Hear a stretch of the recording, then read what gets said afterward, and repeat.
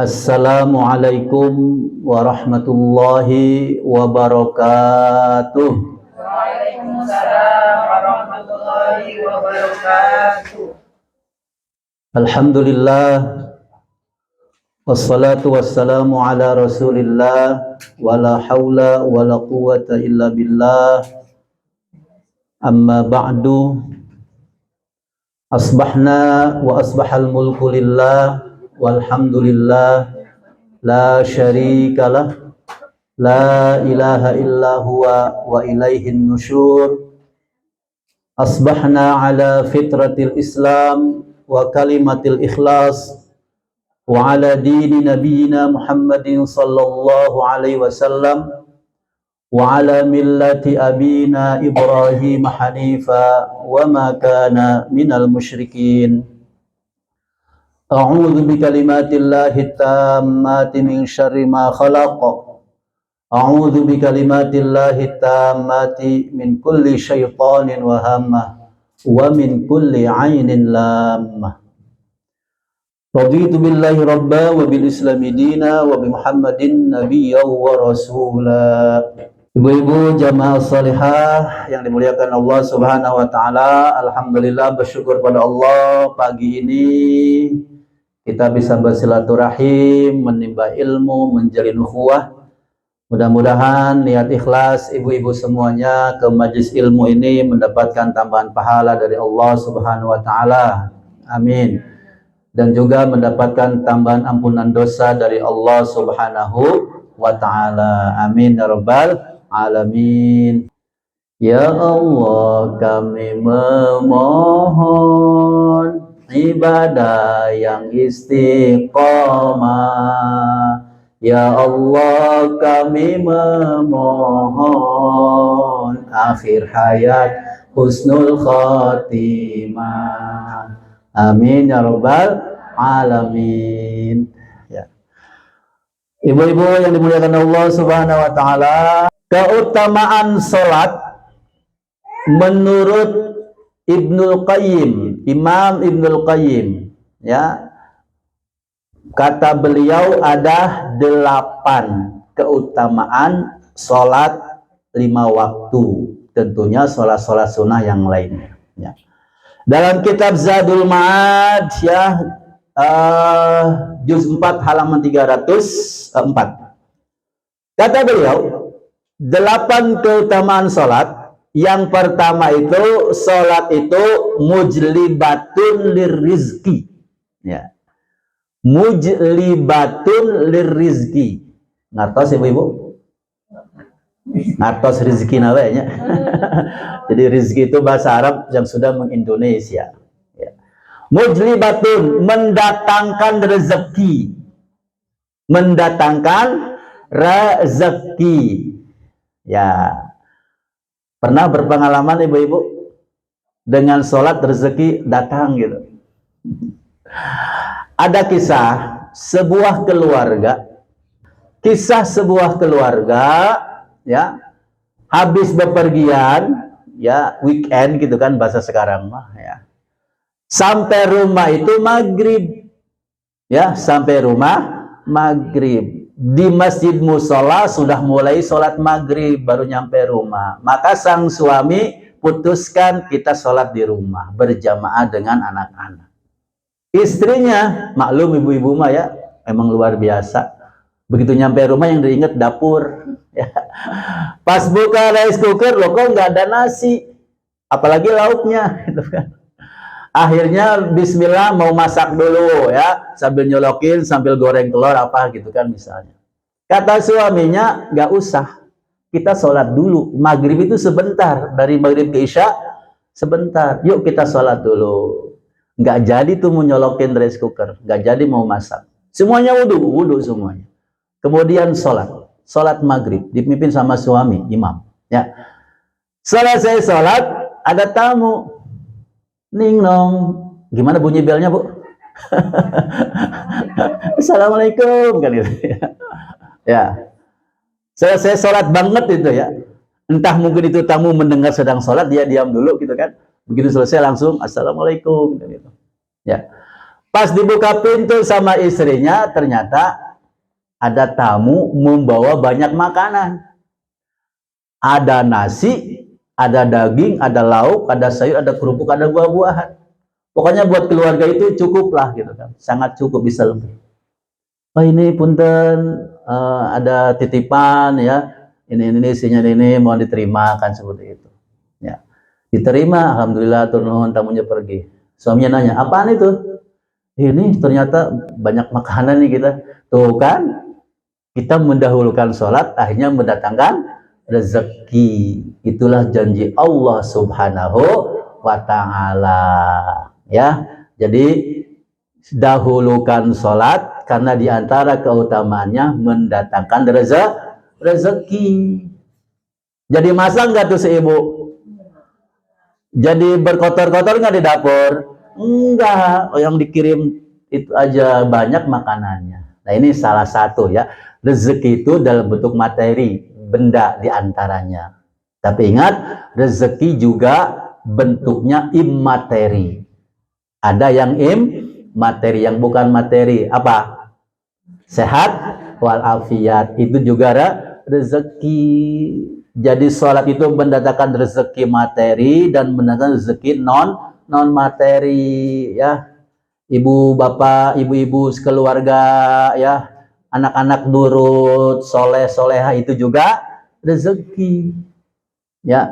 Suami juga tambah sayang, tambah bage, tambah rajin transfer yang LDRan gitu kan, itu juga rezeki. Sudah transfer mau makan sih?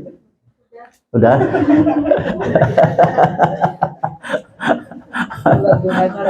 Wah itu kan, sholat duha, habis sholat duha ningnong bunyi notifikasi, wah Masya Allah kan itu ya. Ini keutamaan sholat mendatangkan rezeki ya. Jadi ibu-ibu dahulukan sholat, insya Allah hikmahnya, keutamanya bisa mendatangkan rezeki. Tapi tolong luruskan niat. Jangan sampai setelah ini nyampe rumah berikutnya berubah niatnya. Sholatnya apa? Nanti salah niat ya.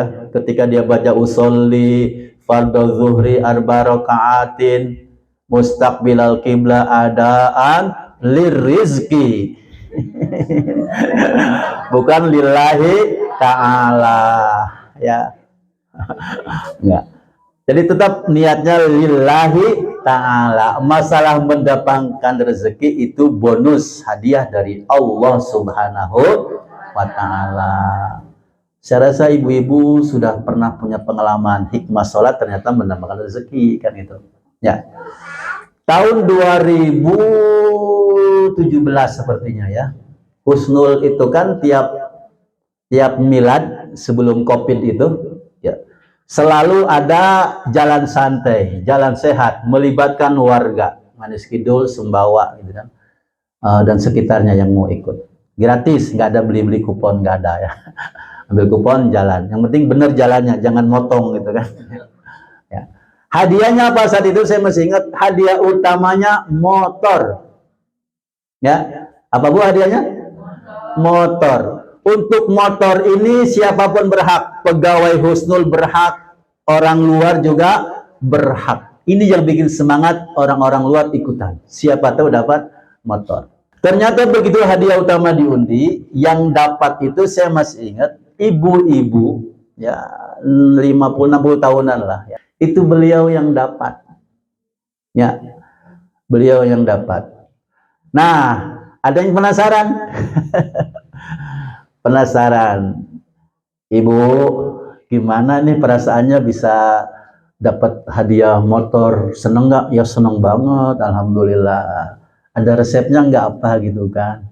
Ya gini aja, malam tadi itu saya kan biasa tahajud, udah biasa kan gitu. Tapi malam itu saya tahajudnya dimaksimalkan lagi, ya. Pokoknya full gitu kan, doanya, bacanya saya lebih khusyuk lagi. Dan saya sebutkan supaya Allah mudahkan saya dapat undian motor itu besok gitu. Masya Allah. Sholat, ya. Jadi sholat tahajudnya itu mendatangkan rezeki di esok hari, beneran dikabul oleh Allah, dia dapat undian motor. Alhamdulillah. Ditambah paginya sebelum berangkat beliau sholat duhanya juga tidak 2 rakaat, lebih dari itu sampai 6 rakaat. Benar-benar emang berharap banget mintanya sama Allah. Tuh, ini manfaat keutamaan sholat. Ibu pengen keluar arisan, malamnya tahajud. Ya sholat seperti itu ya. Jadi memang ini terasa ya, pengalaman siapapun ternyata memang terasa. Ibnu Qayyim pun saya yakin beliau sudah mengalaminya, makanya nulis, kata beliau, sholat itu keutamaannya mendatangkan rezeki ya. Makanya Allah ingatkan lagi di surat Toha itu, wa'mur ahlaka bis sholati wastabir 'alaiha la nas'aluka rizqa nahnu narzukuka. Perintahkan keluargamu untuk rajin sholat dan sabarlah ketika menyuruh keluarga sholat tapi agak malas-malasan mereka, sabar. La nas'aluka rizqa, kami tidak minta rezeki kepadamu. Nahnu narzukuka, kami yang memberikan rezeki gitu.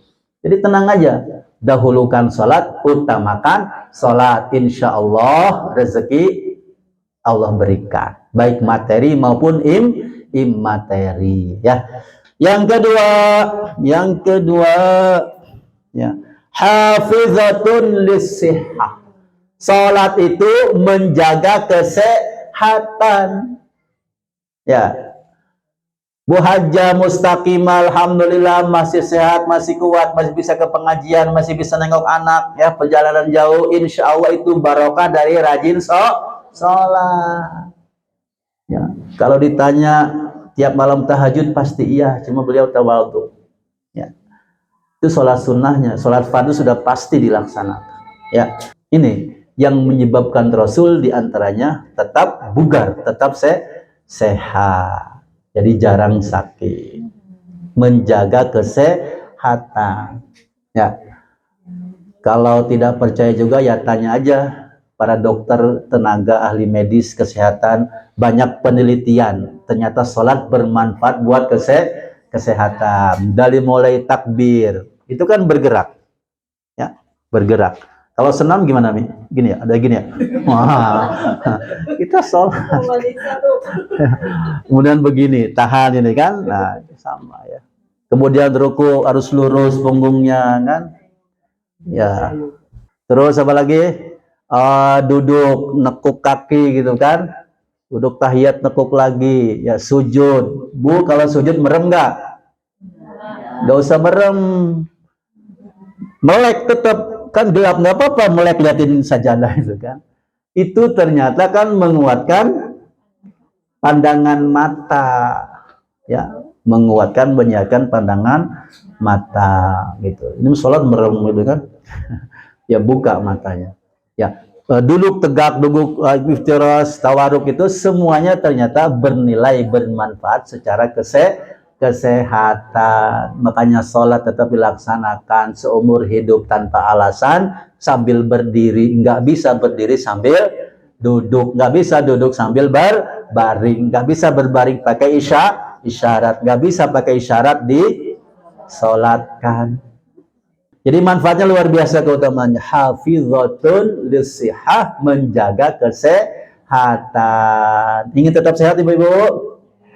Ya, rajin sholatnya. Sholatnya yang benar, jangan sholat papatong ngisang. Apa papatong ngisang bahasa Jawanya? Celup-celup gitu kan? Ya. Nggak ada tumak ninanya ya. Ya, nanti taraweh jangan milih yang imamnya cepet. Musola ini aja yuk cepet imamnya. Jangan solo lama. Siapa itu? Ustaz Jajamu lama, jangan situ. Ya. Nggak tahu dia, saya cuma 11 rakaat. Kayaknya di luar saya. Iya, nanti taraweh ya, jangan pilih yang cepet-cepet, pilih yang tumak nina. Ya, jadi mau 23, mau 11 rakaat, yang penting tumak nina. Tumak nina. Ya, jadi masalah rakaat jangan dipermasalahkan. Oke, hafizatun lissihah. Kemudian yang ketiga dafi'atun lil adza. Dafi'atun lil adza, ya. mencegah penyakit, ya, mencegah penyakit datang, ya, menghalangi penyakit datang. Jadi sholat itu juga bisa dikatakan imun, ya, ya, menambah imun. Jadi imunnya kuat sehingga penyakit bisa ditolak, gitu kan? Nggak bisa datang, walaupun kita nggak minum tolak angin, gitu kan? Tapi dengan sholat bisa hilang tuh angin penyakit itu. Ya, dafi'atun lil adza, menolak penyakit, ya, menolak penyakit, menolak mara bahaya, ya, tolak bala kan gitu. Nah ini dengan sholat. Banyak kisah nyata juga ibu-ibu, ya. Banyak kisahnya nyata, diantaranya apa? Ya, sering bencana gunung meletus, longsor, banjir. Kemudian kita dapat info, ada satu rumah, gitu kan, kok selamat, sama sekali tidak kena longsoran, lava, magma itu, ya, selamat. Air itu, magma itu, lava itu mestinya nabrak rumah dia, masa belok kanan, sama belok kiri, gitu ya. Gitu tuh. Jadi rumah itu selamat.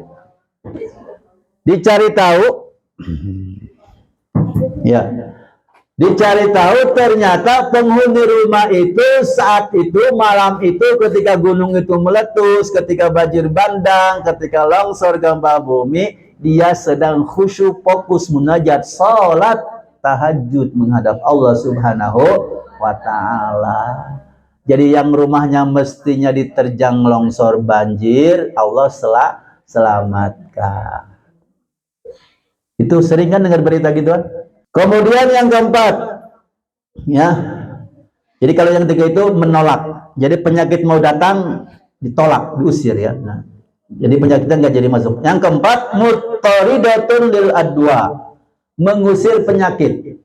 Kalau ini penyakitnya sudah ada, penyakitnya sudah masuk tubuh, itu bisa diusir dengan sholat, dengan sholat. Makanya suka ada postingan katanya rumah sakit, ya, klinik kesehatan di Mekah itu ada yang sepi dari pasien, ya. Usut punya usut, sudah diteliti, ternyata masyarakat itu kalau sudah sakit pasrah kepada Allah, ya. Kalau bahasa saya mah ruqyah mandiri, gitu ya.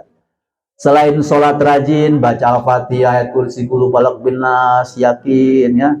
Awalnya biasa, kalau masih belum sembuh ditambah lagi Al-Fatihahnya, tambah lagi ayat kursinya, tambah lagi sholat surahnya, terus sampai sembuh. Dengan izin Allah, akhirnya rumah sakit itu sepi. Muttaridatun lil adwa, ya, mengusir penyakit, ya, mengusir penyakit. Kemudian yang kelima, keutamaan salat, muqawwiyatun lil qalbi.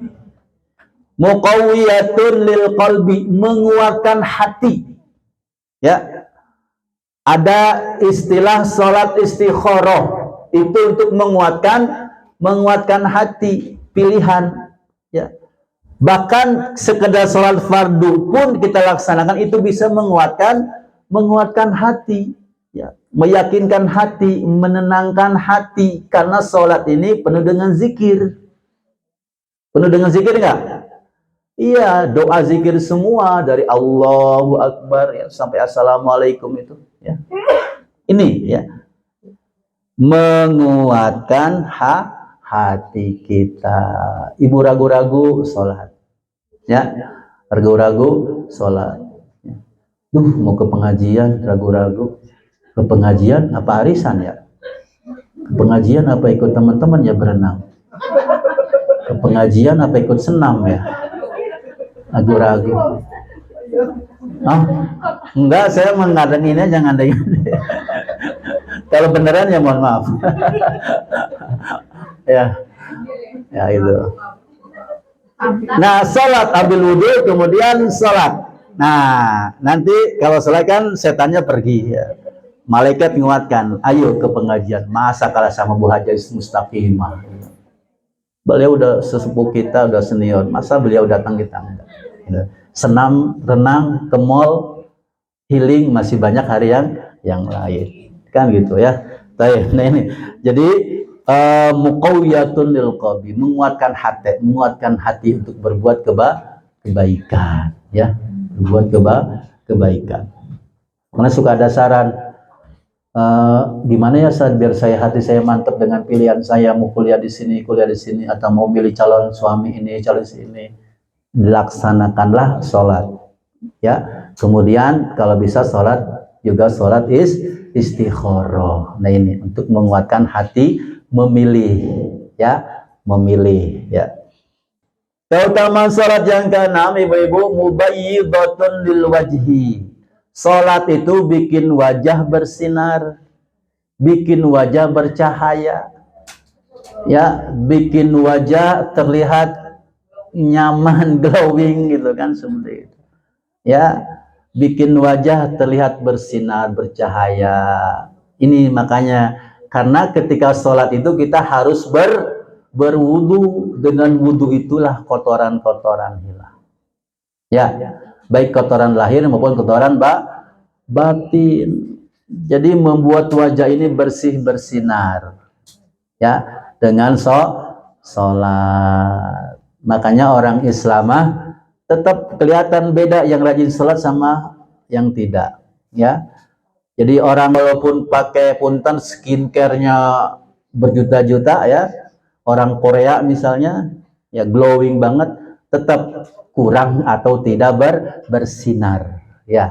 Inner beauty-nya, ya, apa tuh Manisa bahasanya tuh, inner beauty, kecantikan dalamnya itu tidak nampak gitu kan, tidak nampak karena memang mereka tidak sholat. Nah ini kelebihan umat Muhammad Sallallahu Alaihi Wasallam, ya. Jadi tanpa skincare pun sebenarnya wajah akan terus bersinar, ya. Apalagi tambah skincare, apalagi mahal skincare-nya. Ya, lebih glowing lagi, ya, seperti itu. Nah ini mubayyidatun lil wajhi. Maka yang dikuatkan adalah sholatnya, semangat sholatnya, ya, bukan semangat berlomba-lomba milih punten skincare yang paling mahal, ya, sebab belum tentu cocok, ya. Buat si ibu A cocoknya yang ini, si ibu B mah yang itu, jangan ikut-ikutan kan itu. Kayaknya kok kamu mah cocok, saya mah malah jerawatan sih. Ya iya, beda kulit gitu, ya. Tapi kalau dengan sholat semuanya cocok, ya. Dengan sholat semuanya cocok, ya, membersihkan. Bahkan tidak hanya membersihkan wajah, mengglowingkan wajah, semua tubuh kita bersih. Sampai Rasul menganalogikannya begini dalam hadis Abu Hurairah Bukhari Muslim. Seandainya di depan rumah kalian ada sungai jernih mengalir, setiap hari kalian mandi 5 kali sehari. Orang itu di depan rumahnya ada sungai, kemudian mandi setiap hari 5 kali. Kata Rasul, masih tersisa kotoran nggak di badannya? Sahabat kompak, tidak ya Rasul. Ya, la yubki syai'an min daranihi, tidak akan tersisa sedikit pun dari kotorannya. Kata Rasul, begitulah salat. Mithlus shalawatil khamsi yamhullahu biha al khotoya. Allah menghapuskan dosa-dosa. Selain membersihkan jasmani, salat juga membersihkan rohani. Jadi dosa-dosa kecil mah dengan salat bersih. Bu, pagi, subuh, setelah subuh sampai zuhur, itu berapa jam? 1, 2, 3, 4, 5, 6, 7, 8 jam misalnya. Selama 8 jam kita punya dosa kecil. Apa dosa kecilnya? Ngomongkan batur, ya, hasud iri, ya, betak suami, gitu kan. Sholat zuhur tiba, ibu sholat, hapus tuh dosa kecil itu, ya. Dari zuhur ke asar, ini kan semakin siang, semakin panas, emosi kalau beda pada di kantor kerjaan, bentak-bentak bawahan gitu kan. Kadang juga protes kepimpinan di sana, itu kan dosa, ya, marah-marah. Dengan siram air wudhu sholat asar, itu dosa itu jadi hilang. Terus begitu asar ke maghrib, maghrib ke isya, ya. Kalau isya ke subuh kenapa lama? Karena insya Allah berbuat dosanya sangat sulit. Ngapain? Kenapa? Karena pada tidur. Masa tidur berbuat dosa? Kecuali ibu-ibu mungkin, ya. Bisa nggak tidur berbuat dosa? Bisa. Saat suaminya minta, ibunya nolak. Nah, ngasih tonggong, malaikat benci. Nah, itu paling dosanya di situ. Ya. Oke, tapi secara umum orang tidur yang nggak ada yang berdosa ya seperti itu. Nah ini makanya agak lama isya ke subuh. Baik. Nah ini jadi membersihkan lahir dan batin. Inilah keutamaan sholat. Kemudian yang ketujuh, keutamaan sholat kata Ibnu Qayyim adalah mufarrihatun lin nafsi, menyenangkan jiwa, ya, membahagiakan jiwa, ya. Apalagi sholatnya berjamaah, ya, itu sholat berjamaah ketemu teman-teman sekomplek, ketemu teman-teman seperumahan, se-RT, ketemu ya, saling salam, saling sapa, senang, membahagiakan jiwa kita, ya. Apalagi ada obrolan bermanfaat, saling motivasi, ya, seperti itu. Cerita, duh anak saya sakit melulu, kenapa ya? Ada temannya, oh iya ini kan lagi musim pancaroba, dimotivasi gitu kan. Oh coba minum ini, coba banyak zikir ini gitu kan, seperti itu. Nggak ada yang, duh anak saya sakit, kamu banyak dosa sih. Ya, nggak ada yang begitu kalau di masjid ya. Semuanya menyenangkan ya. Omongannya insya Allah semuanya menyenangkan jiwa, menenteramkan jiwa, selalu dimotivasi. Ya. Gitu ya. Habis sholat ngobrol, berzikir, doa ngobrol, ada yang curhat. Aduh saya ini apa lagi diuji. Kenapa Pak? Tahu nih di pekerjaan kayaknya mau di PHK. Loh masa? Oh, tenang. Yang ngasih rezeki kan bukan perusahaan tapi Allah. Tetap semangat. Nanti ada tempat kerja baru yang lebih baik. Kan dimotivasi. Bahagia jiwanya, tenang. Gitu kan? Tapi kalau curhatnya bukan di masjid, curhatnya di pengkolan, di jembatan gitu kan. Di warung kopi misalnya bisa jadi walaupun bercanda gitu kan. Udah kamu mah siap-siap aja mati gitu kan. Karena rezekinya udah mau habis katanya kan gitu. Kan gitu. Tapi kalau ketemu jamaah di masjid sholat menyenangkan, membahagiakan. Yang kedelapan, ibu-ibu, keutamaan sholat adalah mudhibatun lil kasali, menghilangkan kemalasan. Menghilangkan kemalasan. Ibu malas melayani suami, misalnya sholat. Sholat. Aduh capek, males, tapi suami ngajak ambil air wudhu, sholat sunnah 2 rakaat, sholat sunnah setelah wudhu itu boleh. Insya Allah setelah itu semangat. Misalnya ya, kita malas ke pengajian, apalagi hujan gerimis mengundang naon, mengundang narik selimut.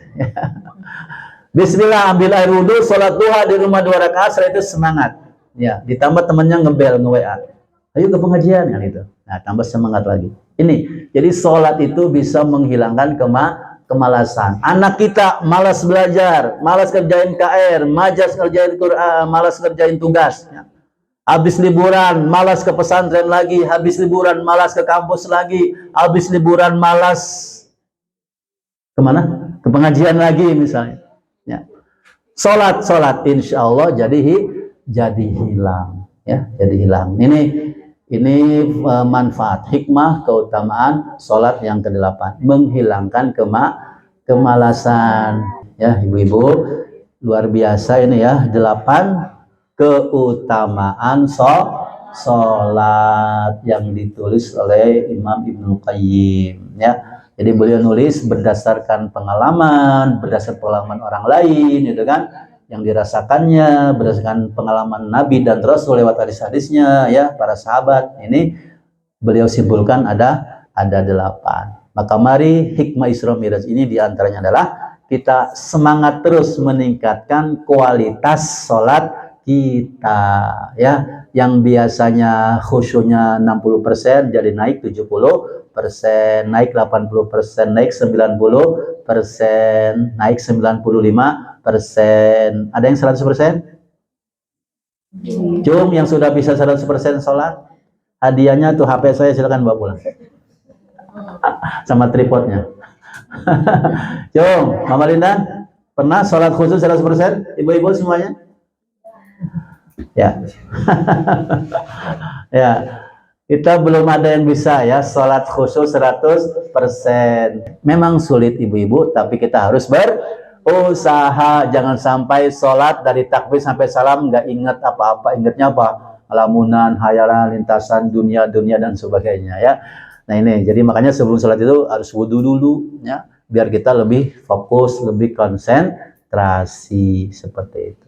Sholat dijaga, karena sholat itu adalah kata hadis Rasul, as-sholatu mi'rajul mu'min. Nah, mi'rajnya orang mukmin itu adalah sholat, naiknya orang mukmin itu adalah sholat.